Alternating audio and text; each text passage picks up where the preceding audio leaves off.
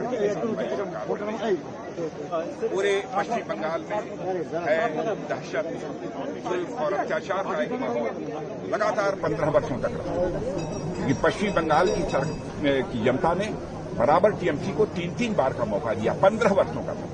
मैं समझता हूं किसी राज्य के विकास के लिए 15 वर्षों का समय यह कम नहीं होता है। देश में बहुत सारे ऐसे राज्य हैं जिन राज्यों ने केवल 5-8 वर्षों के अंदर ही अपने राज्य का विकास तेजी के साथ किया है। पहले इस पश्चिमी बंगाल का कंट्रीब्यूशन, योगदान, जो देश की अर्थव्यवस्था में जो 10% हुआ करता था, टीएमसी के आने के बाद वो घटकर 5% तक पहुंच गया है।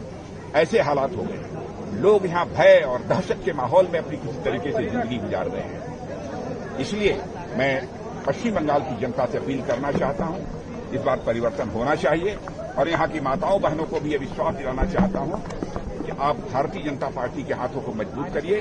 हम इस देश की, हमारे प्रधानमंत्री मोदी जी इस देश की महिलाओं को लोकसभा और विधानसभाओं में 33% का आरक्षण देने के लिए पूरी तरह से प्रतिबद्ध हैं।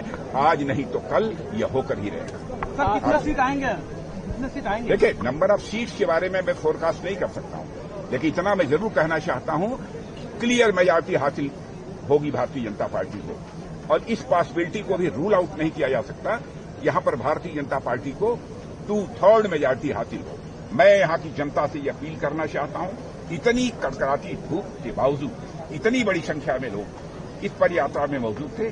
लगता है कि अब लोगों ने मन बना लिया है कि यहां के बीजेपी के कैंडिडेट खोकन दास को भारी मतों से विजय दिलाकर वह पश्चिम बंगाल की विधानसभा में भेजेंगे। महिला आरक्षण का टीएमसी ने विरोध किया है, इसका नहीं, टीएमसी ने, डीएमके ने, कांग्रेस ने, समाजवादी पार्टी ने, सभी ने विरोध किया है। लेकिन महिलाएं, जब चुनाव होगा उसमें इन राजनीतिक पार्टियों को, जिन्होंने की महिलाओं के 33% आरक्षण का विधानसभा लोकसभा में विरोध किया है, उनको सबक सिखा देंगे। सर, ऑपरेशन सिंदूर बालाकोट को लेकर जादूगर कहा है मोदी जी को, राहुल गांधी का ये बयान आया था।